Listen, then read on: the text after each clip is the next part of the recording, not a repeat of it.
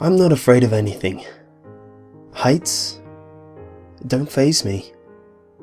I can stand on top of my building, toes hanging over the edge as I stretch my arms out and close my eyes. And the wind that threatens to push me, plummeting to a wet, crunching lump on the ground, is practically soothing. Cramped spaces?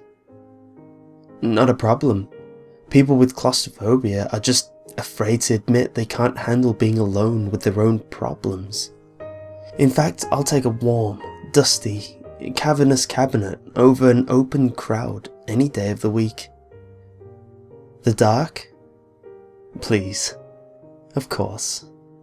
If I can't see where I'm going, I'm likely to bump into something, fall and rip my shin open at worst, but that's just common sense and lessons learned. Otherwise, put me in the middle of that field at back, where the grass was grown beyond wilted brown stalks and the woods around are crawling with poisonous hornets and packs of wolves. And I think I could even meditate on the tranquility of my surroundings. I'm not afraid of being mugged on a shadow-draped boulevard at night by some nameless waste of society. I can defend myself, if not by a few well-placed kicks and a brick to the head, then with the knives I keep in my coat pockets, new enough that the light itself seems to be sliced when I whittle them through the air. I'm not afraid of an act of nature, like so many superstitious fools and paranoids. Should lightning strike me down and explode my organs as the energy of the sky makes its union with that of the earth?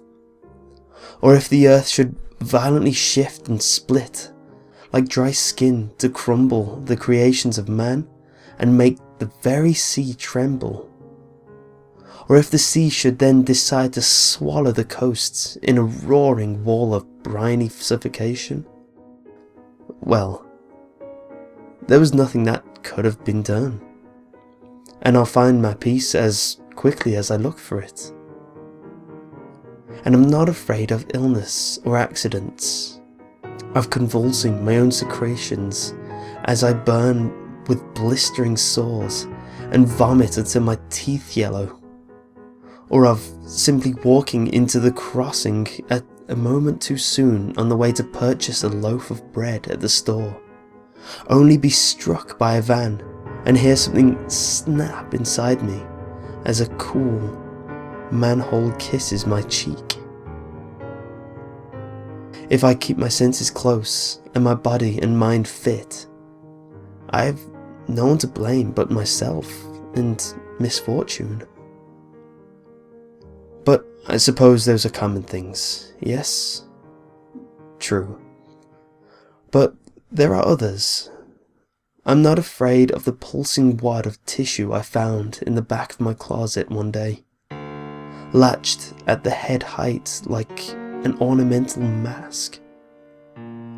It looked like a brain and heart combined, ribbed and red, and covered in a quartet of unblinking yellow eyes. It speaks sometimes, a backwards whisper emitting an icy wind that covers the closet shelves in bloody ash by dawn. I'm not afraid of the men that started appearing on the sidewalk on the way to wherever it is I'm going. They differ in appearance beneath the tattered robes that drape their militant frames, but what little of it I can see is aging and distant.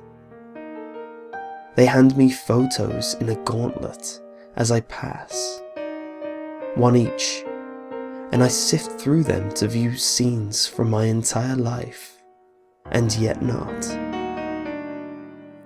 This morning it was a grainy baby picture, a 10-fingered hand grown from the middle of my naked chest as I lay in a crib, followed by a shot of me as I am now, collapsed, moaning against the winding alleyway as rats swarmed over my torso, and then an overhead view of my bisected husk in a coffin, old and shrivelling, different every time. The pictures will rot to nothingness before the day is over.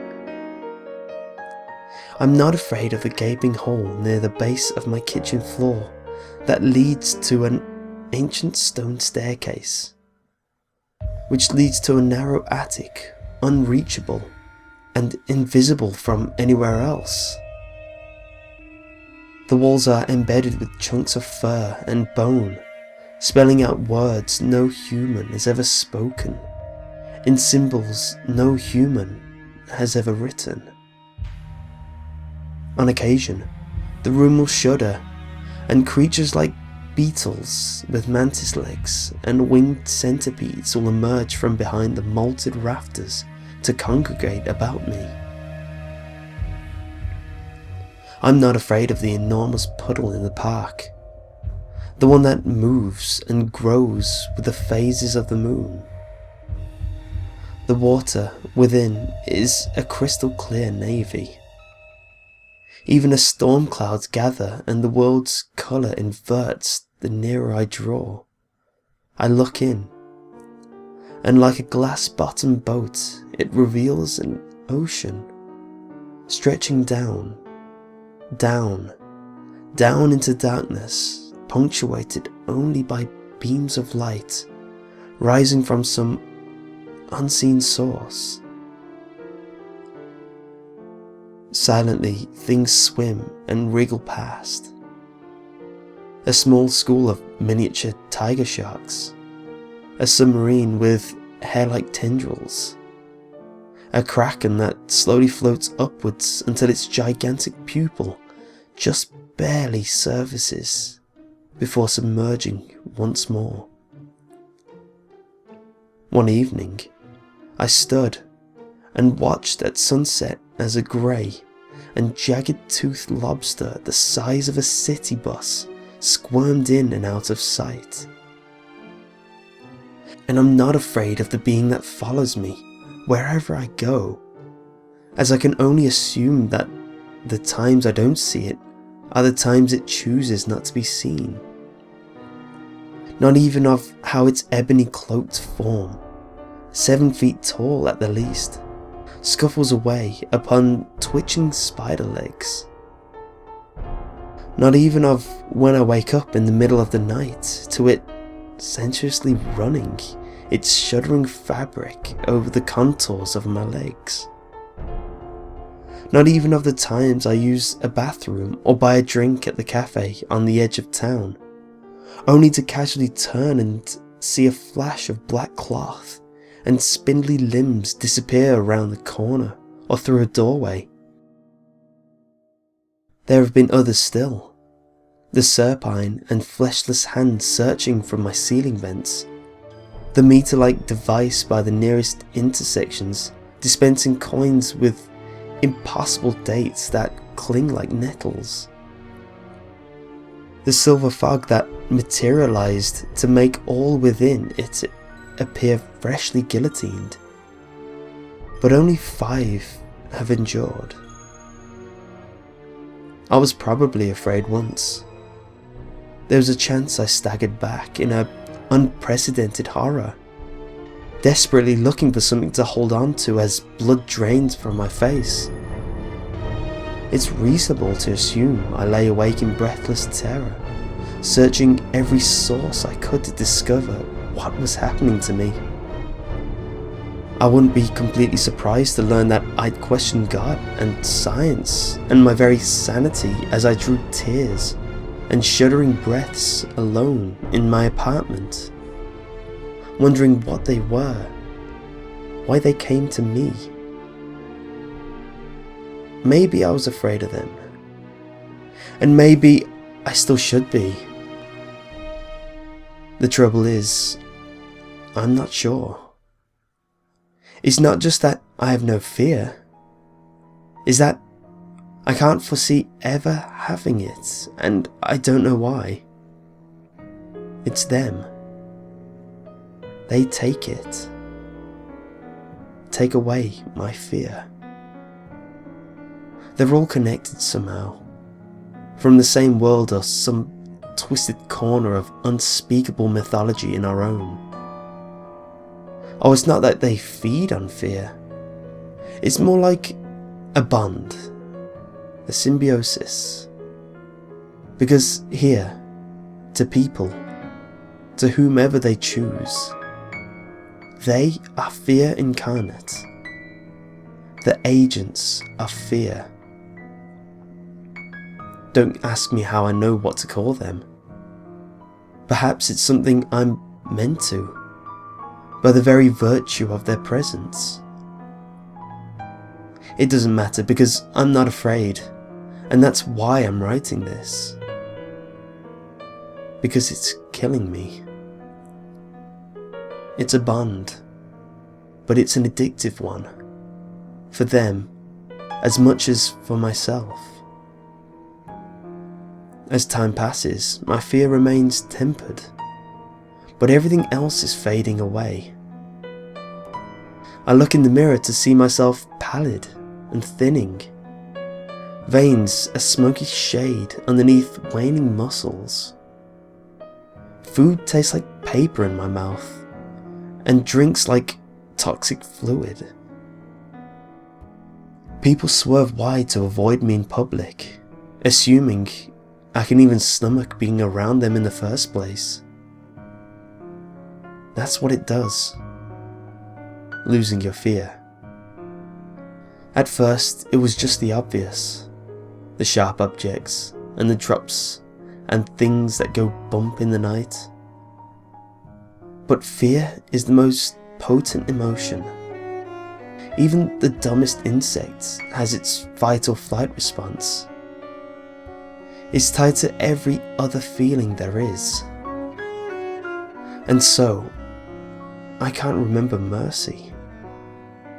I can't remember inhibition. I can't remember love. I feel numb, indifferent, dangerous, like a lobotomy patient with the ice pick still jutting out. And again, that's why I'm writing this. What is fear? It's uncertainty. You fear the darkness because you can't see what it hides. But you wouldn't fear it at all if you couldn't imagine something hiding there. It's the middle ground between ignorance and truth. There's something else between ignorance and truth. Stories. I used to think it was impossible to write about the things I was truly scared of, because I couldn't face making them real, even just with words on a page. But now I realize that's the only way to stop them. That must be what brought them. Some creepy little tale I read in a decaying library book or stupid website. That must be why they hide what they are. Why only I can see them. Because when you write something down, it becomes its own. A personal truth for all to know. And the fear is gone. Even now, as I type out these lines, I can feel the sensations flowing back to my tired body, like a wave of purifying water.